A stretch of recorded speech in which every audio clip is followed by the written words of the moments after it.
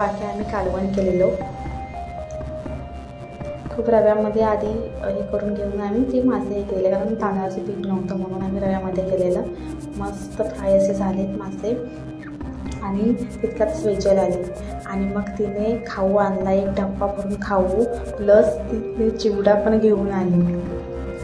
ती येताना नेहमी खाऊ घेऊन येते. हे पहा, इथून चकल्या करंज्या लाडू वगैरे आणलेत आणि चिवडा आणला आहे आणि सर्वांनी एक एक उचलले. हे पहा, भरपूर खाऊ घेऊन येते ती. आणि ती आले की आम्ही हॅपीच असतो. आणि मग प्लस हे बघा, आणि प्लस तिने हे बघा लहानपणीच्या आठवणी म्हणून तुम्ही पण कधी खाल्लं आहे का? मस्त खाऊ वगैरे खाल्लेला, एन्जॉय केलेला आणि नंतर स्वयंपाक पण झालेला.